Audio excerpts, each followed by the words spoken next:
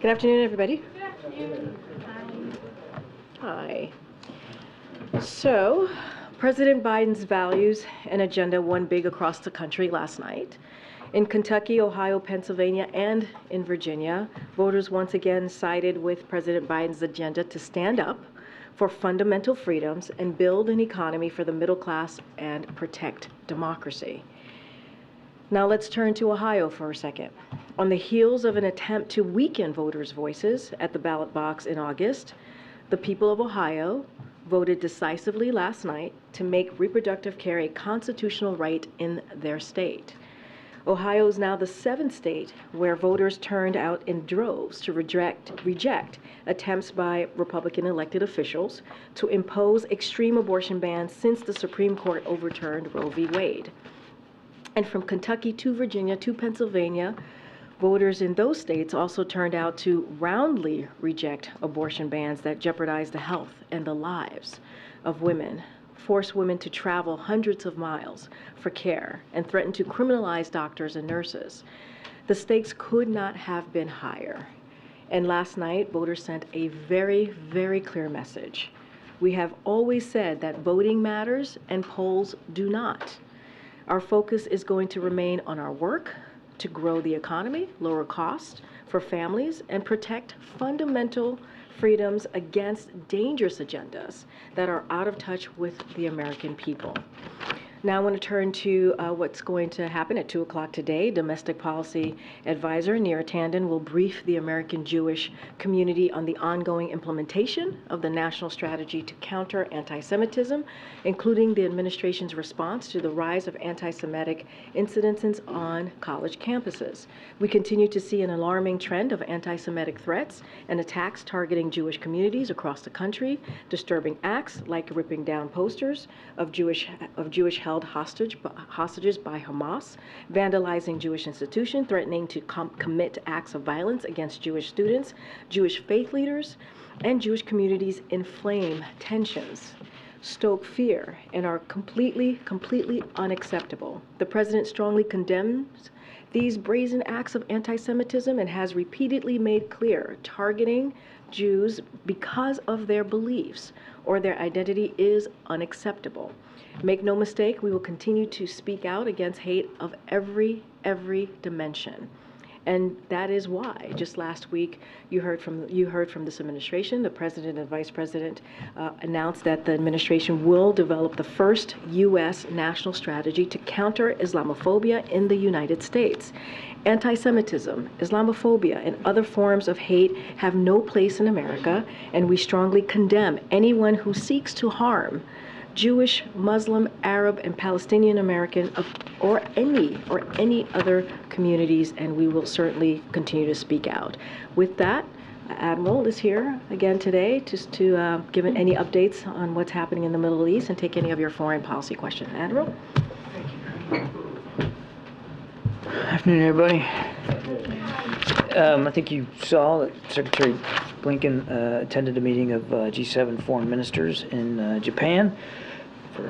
Obviously, they held in-depth discussions about all the steps were taken to address the humanitarian crisis in Gaza and meet the urgent needs on the ground. And today, hopefully, you got a chance to look at the joint statement that the foreign ministers issued, unequivocally condemning the terror attacks by Hamas, which happened a month ago, reaffirming our support for Israel's right and responsibility, if not obligation, to defend itself and to prevent attacks like that from ever happening again, of course, in accordance with international law. And then the G7 also agreed that humanitarian pauses are a good steps that could advance key objectives to protect Palestinian civilians, to increase the sustained flow and delivery of humanitarian assistance, to allow our citizens and the citizens of other countries to exit, and help to facilitate the release of hostages. So really urge you, if you haven't taken a look at that statement, to go ahead and do that. Lots of ground covered in it, and we're going to obviously continue to work on all those goals. In fact, to that end, you may have seen that the National Security Advisor, Jake Sullivan, met today at the White House with former Israeli Prime Minister Naftali Bennett,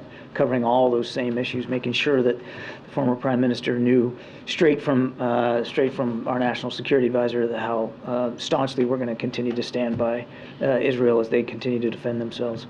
Just a brief update on the crossing at Rafah. Over the last 24 hours, more than 80 more trucks carrying humanitarian aid was able to enter Gaza. That brings the total to 650. Again, not enough. We're going to continue to work to push that. And as of now, we're aware of more than 400 Americans and family members who have been able to depart and sought the support of our embassy team on the ground in Egypt. There has been no change in that number since yesterday. So no more U.S. citizens or family members got out since the last time, well, since yesterday when I was up here talking to you guys. But I just thought I'd give you that update. That's it. Quickly on that last point, is there a reason why that more Americans have not left? And do you have an update on an estimate of the number of Americans who are still in Gaza now? Well, with the fact that we know we got 400 or so out so far, that leaves a population of about 500 to 600 left when you count family members in there.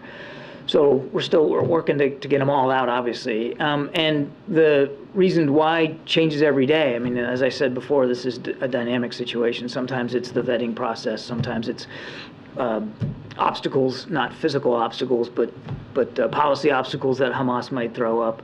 So we're confident that the flow will continue. But as I've said before, we shouldn't comfort ourselves in thinking that every day it's going to be sort of a similar approach and a similar number and some sort of similar sense of ease here. Every day it has to be worked almost all over again. And you mentioned Secretary Blinken's comments earlier today, where he said that the post-war environment must include a Palestinian-led governance in Gaza unified with the West Bank under a Palestinian Authority. Is that the stated policy of the United States now, that Gaza and the West Bank need to be reunified under Palestinian Authority control? And separately, the Israeli government has said that they again said to say that we can come up with the mechanism that's appropriate, suggesting that they can control what is the final governance structure in Gaza. So who controls what will happen in Gaza? Is it the United States? Is it Israel? Is it the Palestinian people? It's, as the Secretary said, we want to make sure that Gaza and the West Bank are for the Palestinian people and that they have a vote, they have a voice, that they get to be the determining factor in what governance looks like where they're living in their homes. And that remains our policy and will going forward. Now, what exactly does that governance structure look like? And when does it get put in place? And who are the players that are going to help adapt that? All that we're working out. Those are all the questions we're asking ourselves and the questions we're asking of our partners. I can't stand here today and tell you that this is exactly what the structure is going to be. But that is what we're trying to drive to, is a process to get answers to those questions. But it sounded like Secretary Blinken was saying that there was a final goal in mind, which was unified control of Gaza and the West Bank under the Palestinian Authority. Is that not U.S. policy? We believe that the Palestinians should be in charge of their future, and they should be the determining voice and factor in their future. Okay. Thanks, Karine. Thanks, Admiral. Can you confirm that the President and Prime Minister Netanyahu discussed a 3-day humanitarian pause when they spoke most recently? And if so, how are discussions on that going? No, I can't confirm those reports. I can confirm that in almost every conversation that we're having with the Israelis right now, we're talking about the benefit of humanitarian pauses. And again, you saw the G7 foreign ministers also unite around that idea. How are discussions on that going? We're continuing to have those discussions. I don't have an update for you. I would remind that there has already been a couple of small humanitarian pauses to allow people to get out, including a small number of hostages who have been released. So this is not a new idea, but it is something that we believe should be continue to be pursued. The Secretary of State in his comments today also referred to a, quote, transition period after this conflict. Could you expand on that and explain what does a transition period look like to this administration? I think he was referring to this idea that, and it came up yesterday, where Prime Minister Netanyahu talked about an indefinite period where they would be on the ground. I think he was referring to the idea, the fact that in the immediate aftermath of conflict, it's certainly plausible that for at least some period of time, Israeli Defense Forces are still going to be in Gaza to manage the immediate aftermath and the security situation. But that nothing's changed about our view that shouldn't be the long-term solution, that it shouldn't be about an IDF reoccupation of Gaza as a long-term governance solution. One additional question. The UN Commissioner for Human Rights said today after visiting the Rafah border that, quote, he was witnessing the gates to a living nightmare. And he said that while Hamas, what it did on October 7th was a war crime, he also has concerns about the collective punishment of Palestinian civilians amounting to a war crime. What is the administration's response and suggestions, I guess, to what he is saying? Well, again, without responding directly to every comment made by every official around the world, I would just tell you that we're watching these events as closely as we can, of course. We're in constant touch with our Israeli counterparts. We're not going to react to every event on the battlefield, but we are continuing to stress to our Israeli counterparts, and you heard that from Secretary Blinken as recently as today, to stress to them to be as cautious, careful, and deliberate as possible, and to avoid taking civilian life as much as they can in the prosecution of these operations. Now, you had asked me yesterday about Golan Heights. So I did email your counterparts about it earlier too, but go I ahead, know. please. So I just wanted to be fair here. There's been no change in our position on the Golan Heights. I think Secretary Blinken talked about this back in February of 21. There's no change in our policy, and as long as the situation in Syria remains as it is, we understand that that Israel has legitimate security needs there in the Golan Heights. So no change, no policy change. Good, Steve. Is the Palestinian Authority capable of running Gaza now once the fighting dies down? I don't know that, again, we've got a final solution here on how Gaza will be governed, Steve. And obviously the Palestinian Authority would have to be a part of that discussion from the get-go, and as well as with other regional partners. But I just don't know that we've got that solution set nailed down. What we do believe, as Secretary Blinken said, that the Palestinian people should be in charge of their destiny and their future. And when you're trying to get American hostages out, how does that process work? Are you in direct contact with Hamas? We don't have direct communications with Hamas, but some of our partners do, and they've been helpful in that regard. But any progress to note? I have no specific progress to announce or speak to today, other than that we continue to be focused on trying to get all the hostages out, certainly the American citizens that we know are being held, but all of them. And in order to do that, as we saw with the first 4 that got out, 2 Americans and then 2 Israelis a couple of days later, there was enough of a pause in the fighting to allow for their safe passage, and that's what we're trying to get cemented, is an agreement for as many pauses as might be necessary to get all of them out. But it's a delicate negotiating process, and we're still working at it. Thanks, Karine. So on that note, John, and thanks for coming again, by the way, should we be thinking about humanitarian pauses in the context of hostages? Because you referenced, the last time the Prime Minister agreed to some, it was to allow hostages out. Or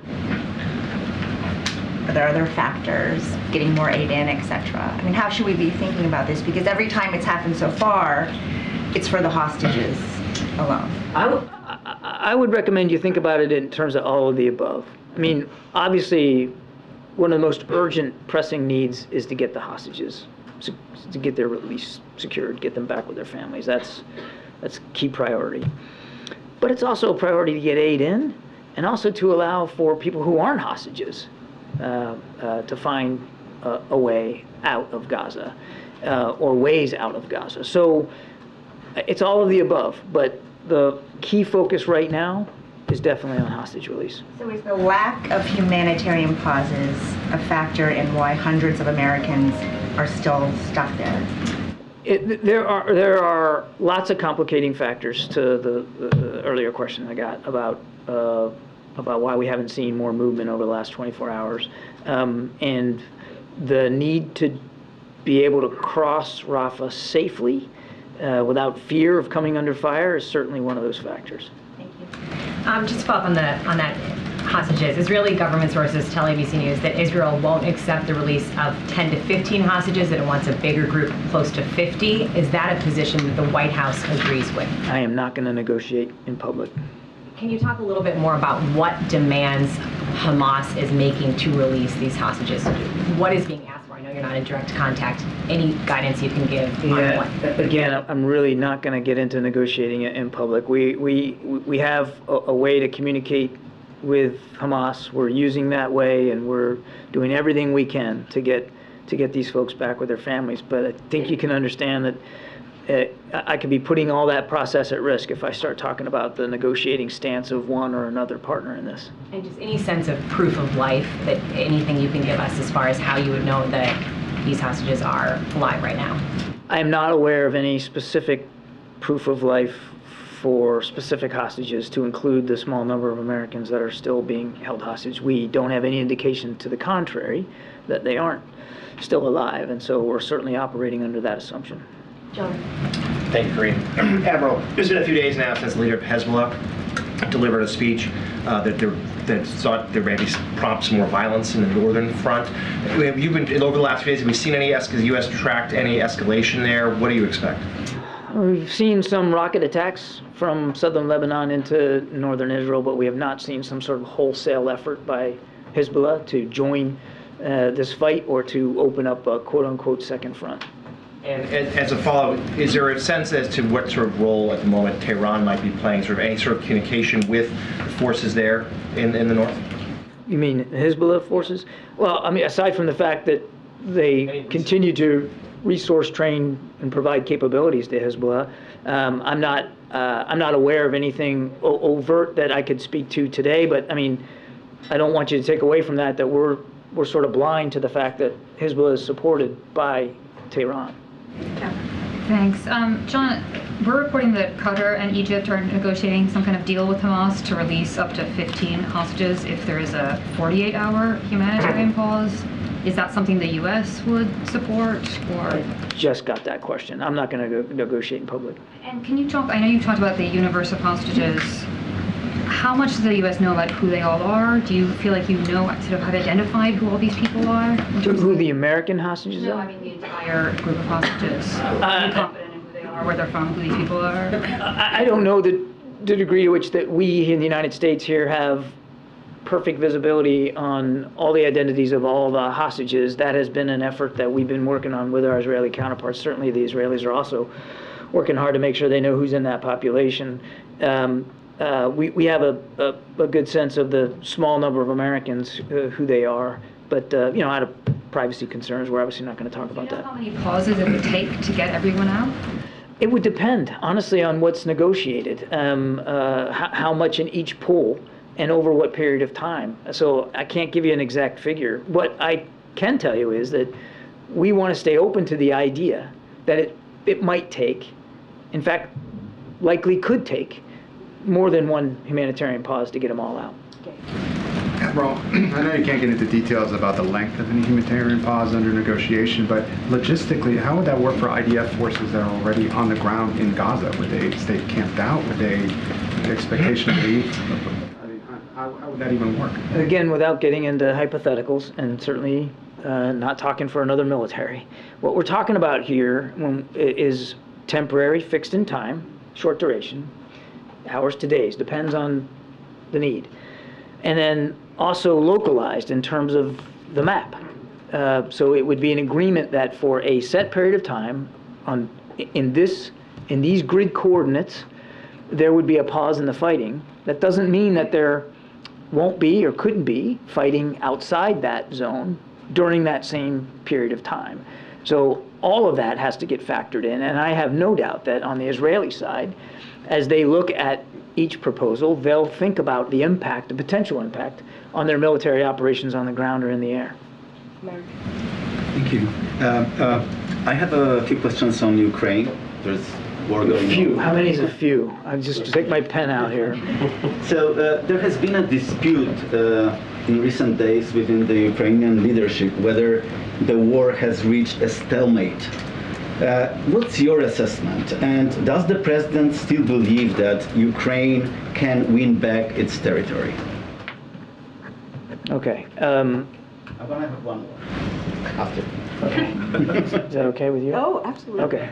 It's okay. So obviously we're not going to, as I've said many times before, we're not going to characterize Ukrainian military operations. They can speak for this. President Zelensky talked about this on Sunday, that he does not believe that they are in a stalemate. But that is for him and his commanders to talk about. What I can tell you is that the front from the Donbass area all the way down towards Zaporizhia and beyond, I mean, remains an active front. And there is fighting along that front, all along that front. The Ukrainians will be the first to tell you that they aren't making and haven't made as much progress on this counteroffensive as they would like.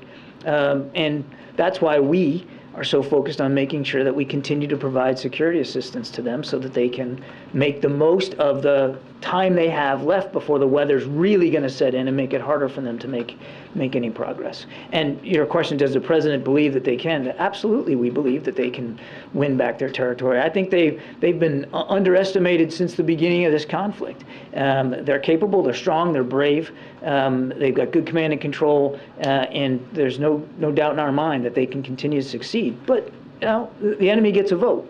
Russia's planted tens of thousands of mines all along that front, making it harder for them to advance. And as I said, the weather's not going to be cooperating here for much longer. On security assistance for Ukraine, a group of Senate Republicans demand border security measures, including changes in asylum policies, as a condition for further aid for Ukraine.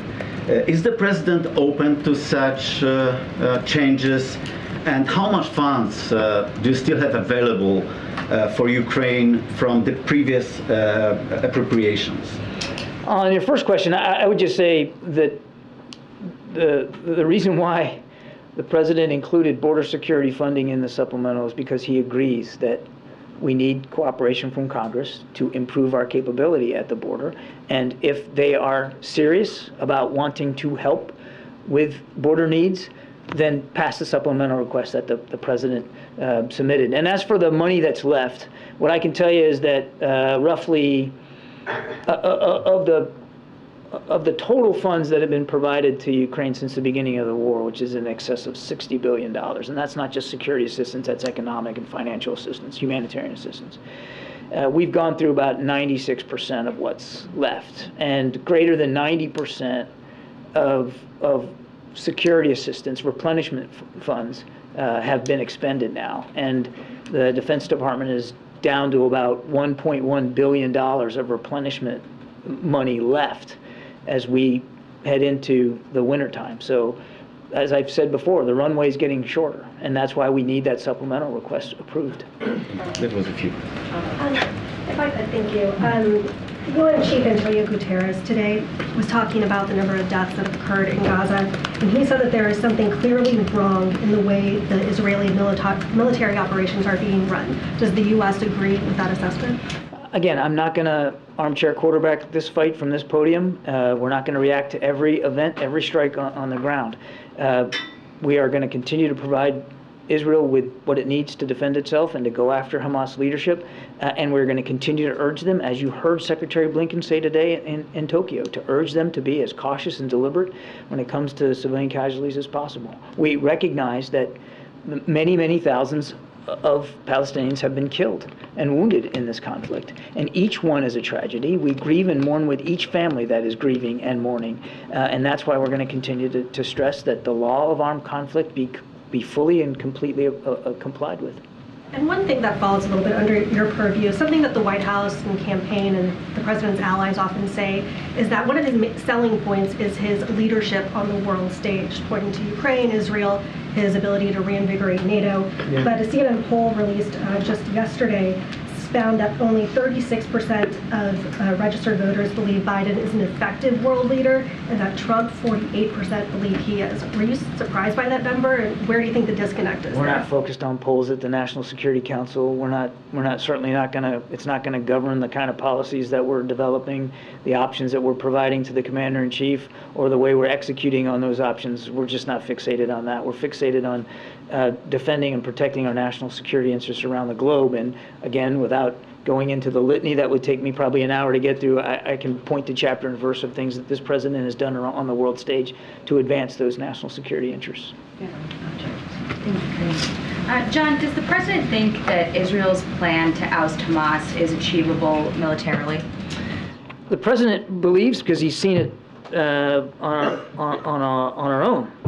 on the efforts to go after ISIS and after Al-Qaeda, that it is absolutely possible, through military and other means, to disrupt and degrade, if not decimate, a terrorist network's ability to resource itself, to plan, to operate and execute attacks.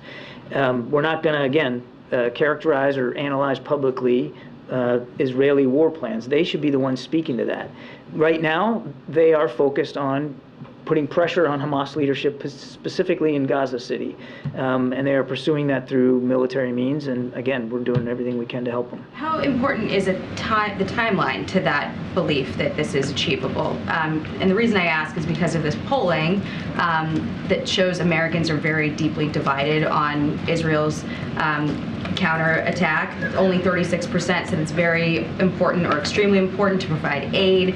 40% of Americans said the military response has gone too far, and among Democrats, that number is 58%. So is he at all concerned about backsliding in support for this mission among key constituencies of his base?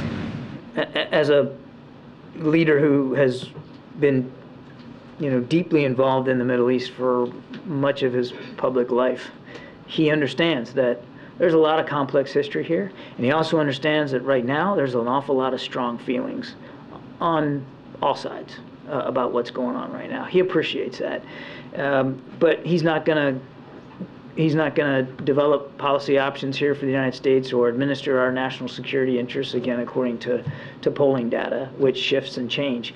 He's going to do it based on principles, based on a firm belief in Israel's right to exist as a nation and the Israeli people right to live in peace and security, as well as the Palestinians. And that's going to govern how he makes his decisions with respect to protecting our national interests, to include, Jackie, his firm belief that in the promise of a two-state solution and how we can't abandon that. Will you send American troops into Gaza to get American hostages? There are no plans to put American troops on the ground in combat in this fight, and we are pursuing a series of steps, largely through negotiations, to get our hostages out.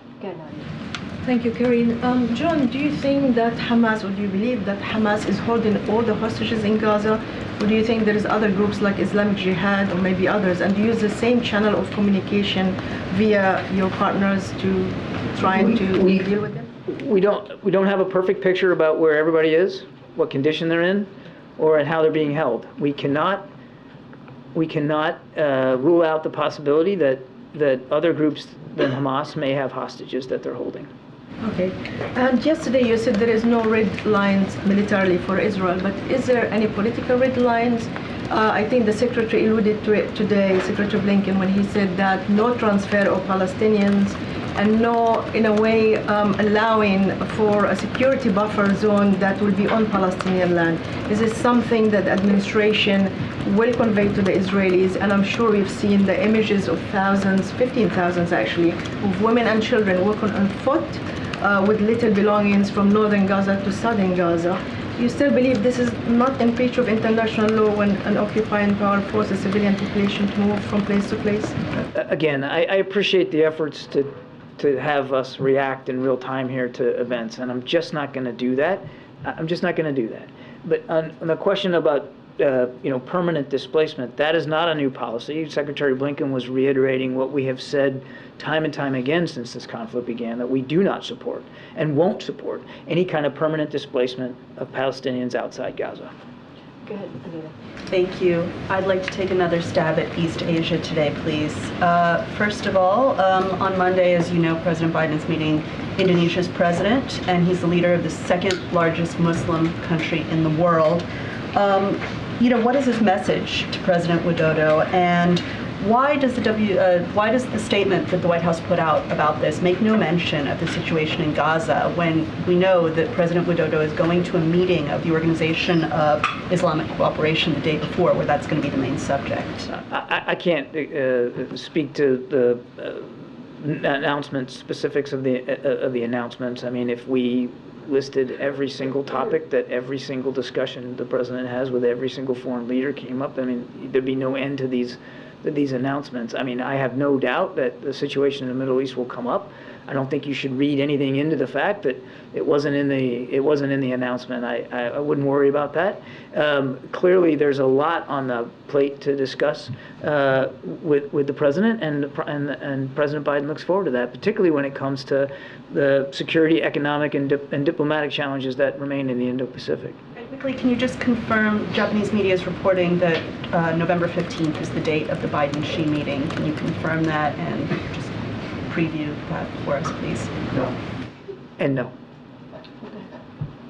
I wanted to ask you again about the civilians living in Gaza. You've talked about your pushes for a humanitarian pause and that you don't support permanent, what did you call it, permanent displacement of those civilians outside of Gaza. That's right. Can you lay out what the U.S. position is then on protecting these civilians from these airstrikes or from other Israeli military operations, given that what the U.S. position is on protecting these people when they have nowhere else to go? You're talking about the civilians that are moving to the south or are near the crossing. Yes, with the caveat that we are not involved militarily in this conflict. Obviously, we continue to urge our Israeli counterparts not to take military action, strikes, that would put innocent civilians in greater harm's way, particularly in all cases, but certainly particularly in those cases where these folks are doing exactly what they've been asked to do, which is move out of North Gaza and into South Gaza and to collect near the crossing as we continue to try to get folks out. So we've been very plain about our concerns over military action that could put those folks in greater harm's way.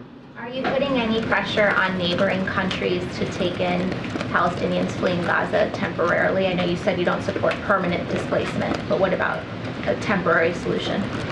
That's going to be up to those countries to decide whether what their refugee policies are, and I'm not aware of any specific asks that we're making of other countries to take in a certain number. We understand that most Palestinians, they don't want to leave. I mean, it's home. And we know that some of them are worried that if they were to leave, that they might not be able to go back in. It's not the most pressing issue right now is the internal displacement of more than 1 million. I think it's like 1.5 million right now, and making sure that they're as safe as possible. To your first question, but I'm not aware of any specific discussions we're having with other countries about refugee resettlement. Thank you. Yes, ma'am. Thanks, Karine. Admiral, thank you. 2 questions. First, on the Middle East, understanding that it's been closed for security reasons, can you say when you think Rafah will reopen fully? Well, I mean, it remains open for stuff getting in. As I said, 80 more trucks overnight, which is a good thing. And I wouldn't characterize it as closed, not in a permanent sense. It's just that we weren't able to make any progress over the last 24 in terms of people getting out. But that doesn't diminish our confidence that we'll be able to continue to get folks out over time. But every day, it's a series of negotiations. Every day, it's a series of discussions about process and procedure and vetting and all that. And, there's going to be some days where we're more successful than others, but we're not considering it permanently closed. And then separately, on the DFC announcement of the $553 million investment in that port terminal in Colombo, I was wondering if you can put that into context as the U.S. tries efforts to kind of counter what you see as China's unsustainable infrastructure lending in the region. Can you talk about the strategy here and how that's working to kind of win over global South countries on that front? Well, so a couple of things. It's not about winning folks over. We're not telling people they can't enter into investment arrangements with the PRC. That said, the president has worked hard now over the last 2 years to advance what he calls the PGI, the Program for Global Investment and Infrastructure, which is providing in ever-increasing amounts investment opportunities for lower middle-income countries to seek more fair, more transparent, and quite frankly, more economically beneficial investment opportunities for their own infrastructure all around the world. And he has talked about that at some length. It is providing, we believe it is providing them alternative funding to help their own economies and their own people, so that they don't have to rely on the quote-unquote, Belt and Road Initiative, which is pretty high interest and low results so far. Jared. Thank you. I wanted to go back to this idea of sort of the humanitarian pauses versus a ceasefire. I know you've talked a lot about how those are very different things. So in that context, would, say, a 72-hour humanitarian pause be different than a ceasefire? I guess my question is, how long are humanitarian pauses humanitarian pauses? Humanitarian pauses are as long as they need to be for accomplishing whatever the specific purpose is, whether it's hostages out or aid in or just getting people out. I mean, they have to be as long as they need to be.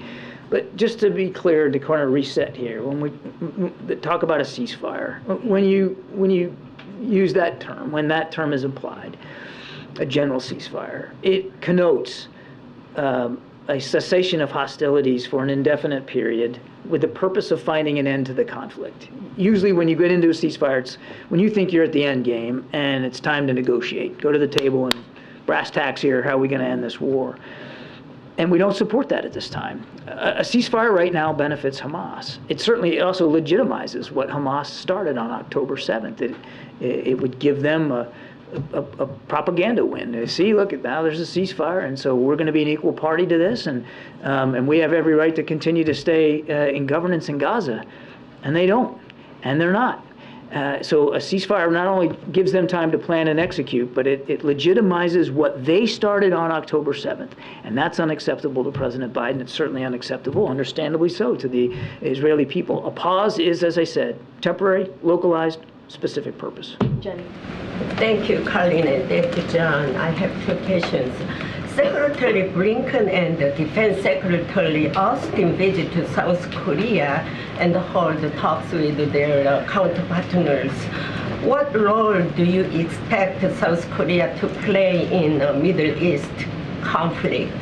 Secondly, currently the United States is focusing on the war in Ukraine and the Middle East war, Hamas and Israel war. Does the United States have a strategic response plan in case of an emergency on the Korean Peninsula or Taiwan area? I mean, we always strive to be prepared for contingencies on the Korean Peninsula and in the region. And the president has devoted a lot more energy and effort and resources to making sure that we can meet our security commitments to the Republic of Korea, including additional training and exercise events, improving our intelligence collection capability off the peninsula, and of course maintaining a very robust military force in the Indo-Pacific naval, air, and ground. So, and we're in lockstep. You'll see this on hand as our defense and foreign ministers meet here shortly to make sure that that alliance remains ironclad. On your first question, I know, I remembered it. I actually remembered it this time. We're not going there hat in hand to ask South Korea to do something specific for the Middle East. Those are sovereign decisions. They have to decide for themselves if they feel there's a role for the South Korean people in that conflict. They have been terrific friends and partners and allies in the region, but even with the support to Ukraine as Ukraine battles for its independence. And again, those are decisions that the South Korean people, through their elected leadership, have to make. Thank you. We're going to wrap it up. Go ahead, John. Thanks a lot, Karine. John, you mentioned earlier that the administration is in constant touch with your Israeli counterparts. Do the Israelis update you, apprise you of the progress that they are making in this conflict against Hamas? Yes. And those conversations, are they with diplomatic officials, intelligence officials, military officials? Can you give an update about who your counterparts are when you talk about that? It's all of the above. And next week, the APEC summit, it's taking place while two conflicts are ongoing in Ukraine and also this war between Israel and Hamas. How important is next week's APEC summit given all of that that's going on? I think it underscores how important these kinds of relationships are, these kinds of conversations are, particularly with our friends and partners in the Indo-Pacific. You can't. Yes, we're focused on what is going on in the Middle East and in Europe, but we have not and will not turn a blind eye to the security challenges that remain in the Indo-Pacific. And there's a lot of crossover because there are certain governments in the Indo-Pacific that are watching very closely how the United States manages support to Ukraine and support to Israel, and maybe divining certain lessons from that. So it's all the more important that we have this discussion in San Francisco. I'd like to circle back to Ukraine with all of the concern about what's going on in the Middle East. And again, as we just discussed in the Indo-Pacific, we also have some concern among the people who have left Ukraine, who are in the United States, worrying that perhaps it's become a forgotten war and that it's a lower priority. Are there any assurances from the administration that could assuage those concerns? Look at the supplemental request that the president submitted just a couple of weeks ago. Biggest chunk of that is for Ukraine, for economic assistance, for security assistance, for replenishing our stocks. I think, we prioritized it appropriately, and obviously it's not something at all that we're walking away from. And in fact, quite the contrary. Malik, you're the last one. Thank you. Given that India has good relations with both Israel and Palestine, do you see any role for India in resolving the issue? Given that in the last few years, this administration has worked with India in working with other countries in the region, like I-2U2, the IMEC corridor. To the Quad? Yeah. No, but India is a key strategic partner, and I think you saw that on full display when Prime Minister Modi was here. But we'll leave it to the Indian government and the Prime Minister to decide what their stance is going to be on any particular crisis or contingency around the world, to include the Middle East. But they remain a key strategic partner, and we're dedicated to advancing that partnership every single day. Thank you. Appreciate it. Thank you so much. Thanks for coming back. All right. Okay, Zeke. Government is going to run out of money in 9 days. Can you update us on what the president is doing to stop that from happening? Does he plan to speak with the speaker, with congressional leadership, have them over here? So we don't have any readout or potential calls on the president's outreach to members of Congress in the next upcoming days. What I can say is, and I'm sure you guys have reported this, is that the OMB director, Shalonda Young, is continuing to do outreach, and she is on the Hill to outreach to members of Congress today, and certainly laying out the urgency of making sure that our national security and domestic supplemental, which, as you know, is our emergency needs, are certainly met. As we know as well, there is bipartisan support for those supplemental asks that the president has made. And also, as you know, as the Admiral just mentioned, it includes Ukraine, Israel, and some critical humanitarian assistance. So we're continuing to have those conversations. They've been happening for some time now with the OMB, certainly director, and certainly the Office of Leg Affairs and other folks here in the White House. And we have made ourselves very, very clear how important it is to make sure that the government stays open, make sure that key vital programs that American people need continue to get funded. It is important. We should not be here again. Congress has to make sure they do their jobs. And so that's been very clear. This is something that they have to act on. This is something that they can avoid. And so we have been clear about that. We'll certainly continue to make that clear to them. And then last night in a bipartisan vote, the House censured Congresswoman Rashida Tlaib. Does the president believe that was appropriate, that her comments justified that action? So I'm not going to speak to the actions that Congress takes. We've been very clear, and any other resolutions that include a censure, we've been very clear, whether it's a Republican or a Democrat, that is for certainly Congress to take action on, and that is their prerogative. We've been clear. You've heard from members of NSC, whether it is the Admiral or whether it is John Feiner who spoke to this, that when it comes to the phrase that was used from river to the sea, it is divisive, it is hurtful, many find it hurtful, and also many find it anti-Semitic. And so obviously we categorically reject applying the term to this conflict. But I will more broadly say, and this is something that John Feiner said when he had his interview on Sunday on Face the Nation, we respect that there are strong feelings about the war in Gaza, and and there are legitimate public debates and concerns about how it is being fought. So we have expressed strong views ourselves in public and in private conversations with Israeli officials, as you heard the Admiral speak to, as you all aware about the importance of preventing civilian casualties for sure, for certain. But remember, Israel is defending itself from terrorists who committed a horrific act. That's what we saw on October 7th, as you all know, and who have taken about 240 people hostage, including American citizens. So not going to speak to the actions that Congress took, but certainly as it relates to that term, we've been very clear. We strongly disagree. Has anyone from the White House reached out to the Congresswoman, and given that she used a phrase that you just described as divisive and potentially anti-Semitic, does the White House plan to have any engagement with her? The president's head of the Democratic Party.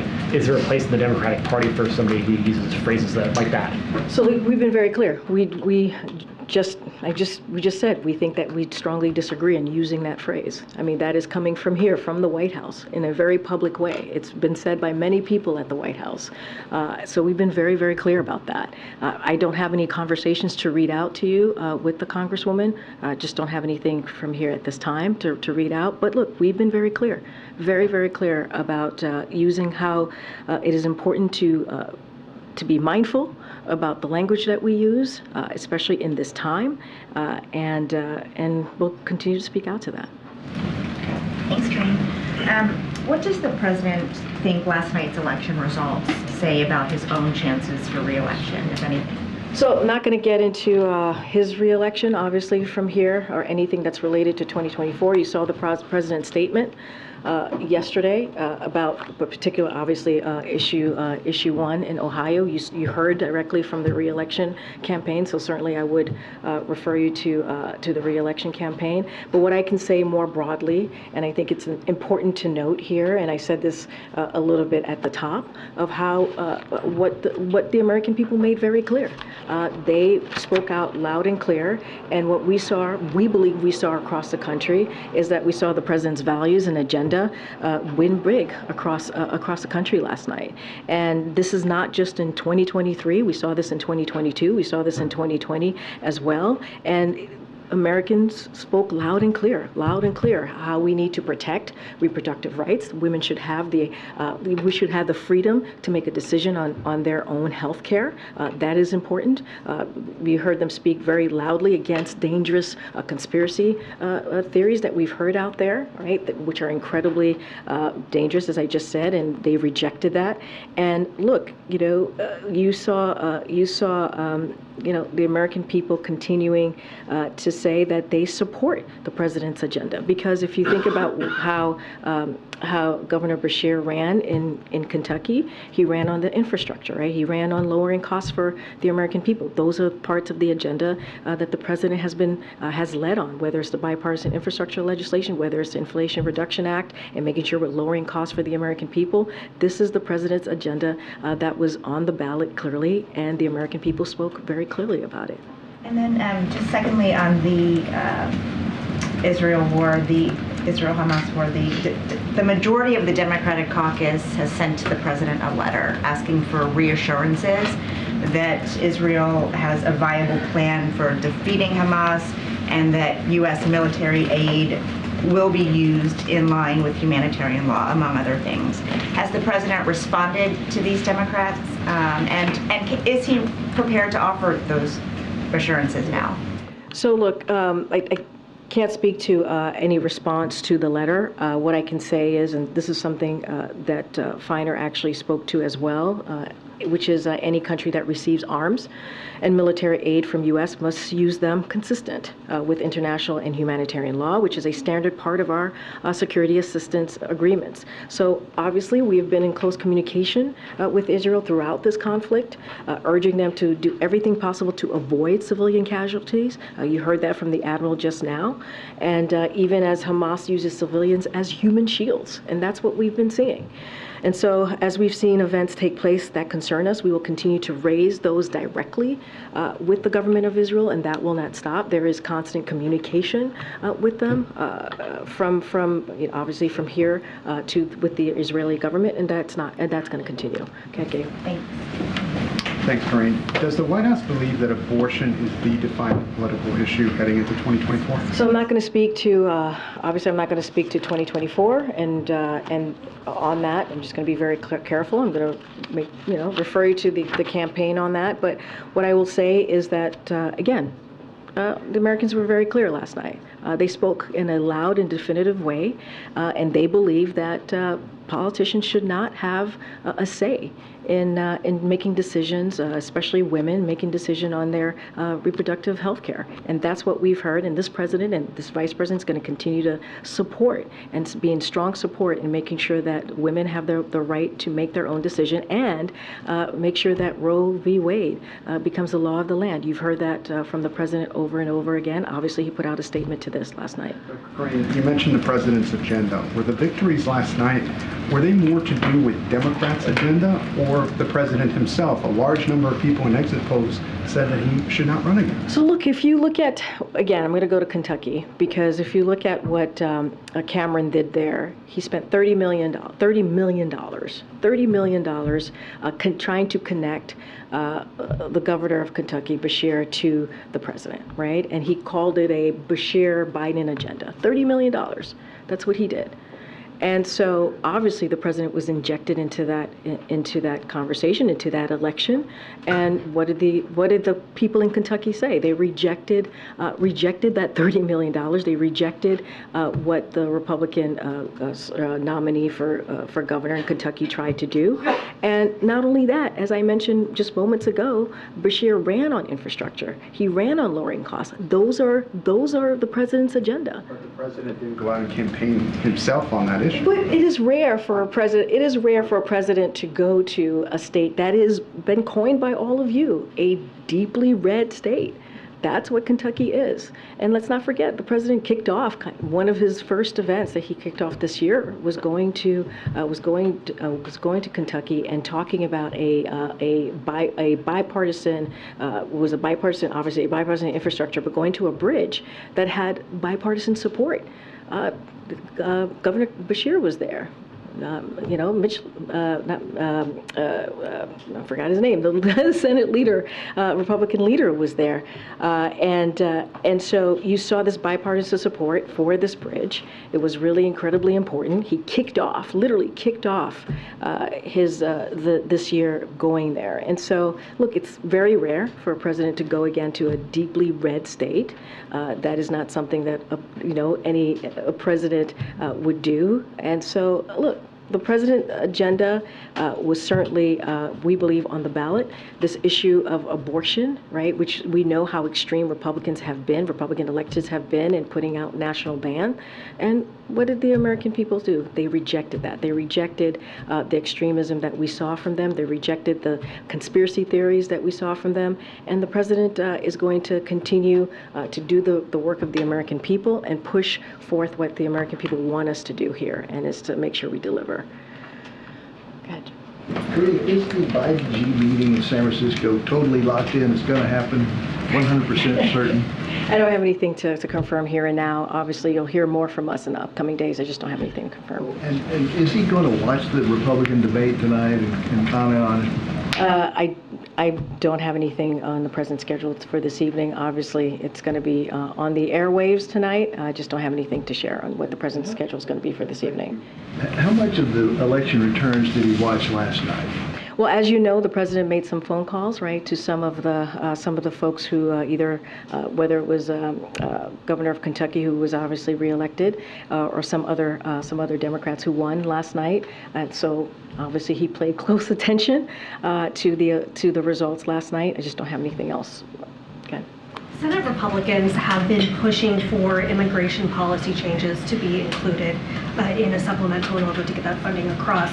You heard this over and over in the hearing today with Alejandro Mayorkas. And there were some Democrats on that committee, like Chris Murphy and Schatz, who seemed open to discussing some policy changes to deal with this in a piecemeal approach. Is the White House willing to budge on this in order to get this money through?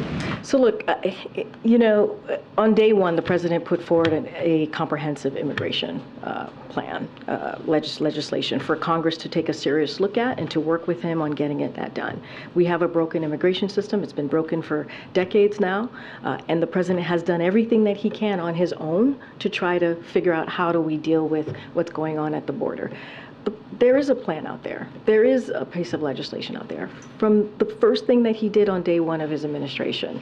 And we put together, or we included the border security funding in the supplemental because we believe it is important to continue the funding that is needed to deal with this issue. And so if Republicans in Congress were serious and are truly, truly serious, they would look at what we presented. I'm not going to negotiate from here on what we would discuss or move forward with, but we've been doing this from day one. From day one, the multiple times that I have talked about border security and asking for Republicans to act, asking for Republicans to meet us in a way to have a real serious conversation on how to deal with the border, we don't see that. We just don't see that.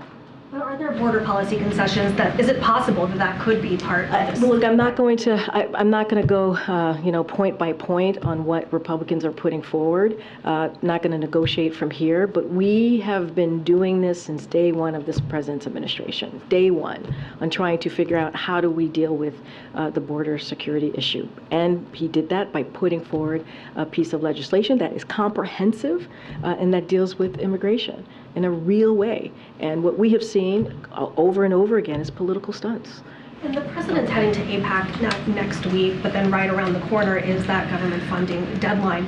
Is the White House considering any alterations to his schedule or plans? Could he potentially come back a little bit earlier? We don't have any changes to his schedule. Look, this is something that Congress can get done very easily. This is their job, right? Their job to keep the government open. It is up to them to get this done. They have to do their jobs. They have to do this work. They have to keep their commitment.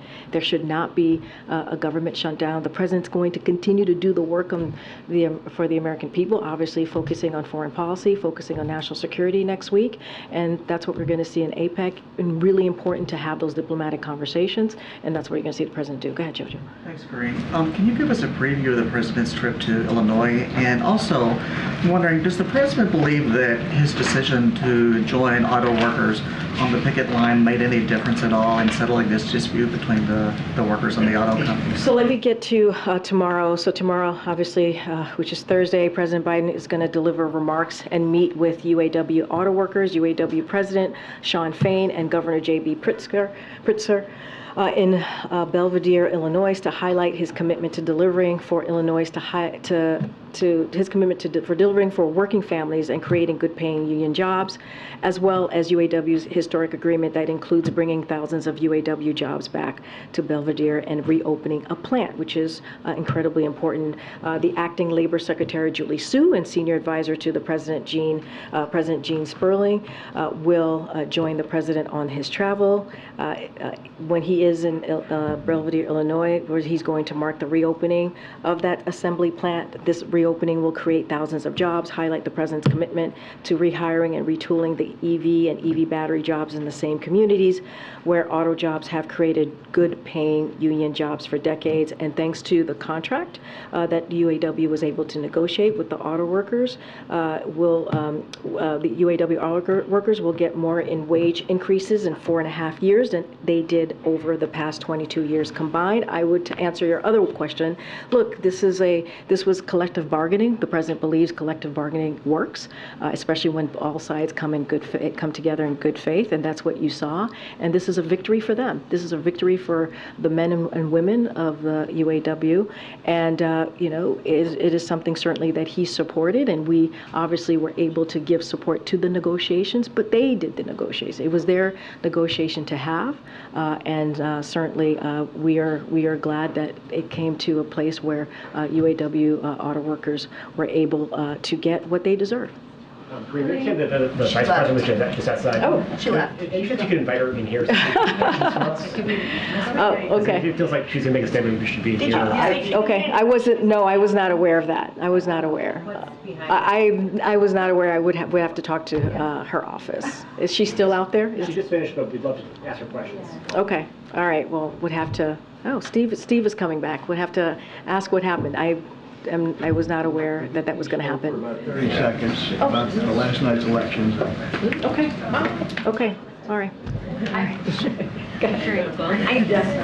guess what's behind the decision to not have the president come out in the wake of the results? So look, you're going to see the president tomorrow. Just talked about Chicago. Now I see why people left and came back. Okay, that's good to know.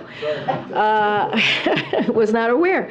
Okay, so look, the president put out a statement on issue 1, Ohio issue 1.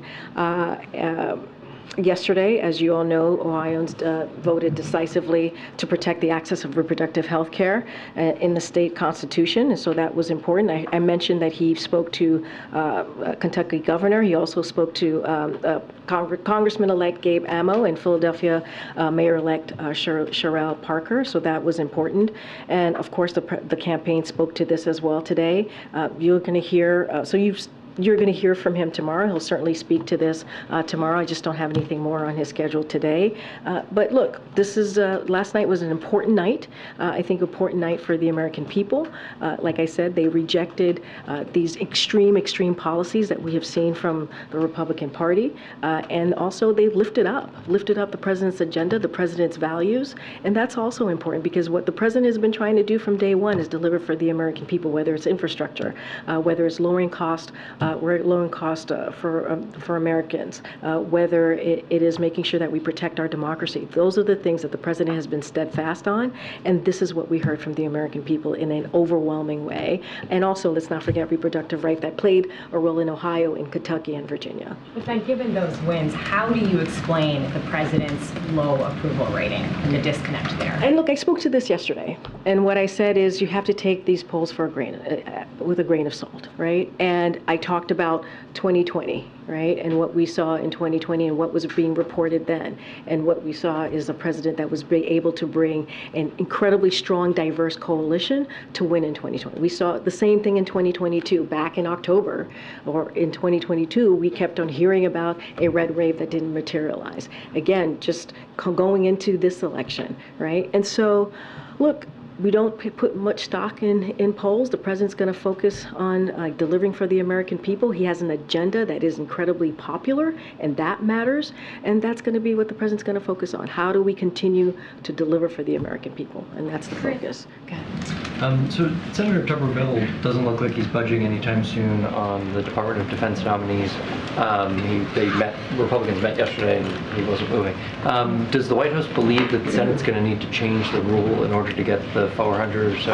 I'm not going to get into the rule changing of the Senate. That is their decision to make. We've been very clear about what Tuberville holds due to our national security, the threat that it has to our national security, and it's risky. It's a risk to our military readiness. It's hurting our military families, and certainly we strongly disapprove of this. And we've been very loud and very clear about our thoughts on what he's doing here. And so we are glad to see Senate Republicans speak up and also be vocal about this.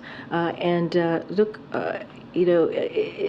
we need him to stop blocking these nominees, and we need them to get confirmed very quickly. And we need him to stop playing political games here. We should not be playing political games with our military. That is not how we should be moving forward here. Okay. Go ahead, in the back. Yeah. Ohio voted to legalize marijuana last night. Does the Biden administration support that vote, and do you feel that marijuana restrictions should be loosened on the federal level?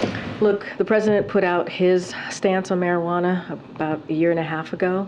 Nothing has changed there, and so I will leave it to the people of Ohio to decide on how they're going to move forward with their own constitution, but I'm just not going to speak to it further. We've been very clear. And it's something that's just breaking right now. The House Oversight Committee has issued subpoenas for Hunter Biden, James Biden, and Biden family business associate Rob Walker. Do you have a comment on that?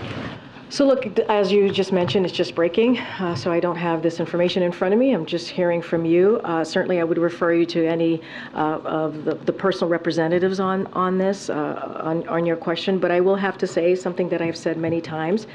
This is an investigation that has been going on for a year now and has turned up zero evidence of wrongdoing by the president because there is none. But Republicans continue to double down on a baseless smear campaign against the president and his family. Instead of being focused on the American people's needs, what they're asking for, what is it that they really truly want us to focus on, they continue to double down on this. And there are a lot of important issues that we need to deal with, not just us here in the White House, but also Congress, national security, the economy, healthcare, gun violence. That's what we should be focusing on. But they continue to try to smear this president and his family on a baseless investigation. And so anything else further, certainly I would refer you to the personal representatives on it. All right, thanks everybody. Should they comply with it? Should they comply with it? That's you.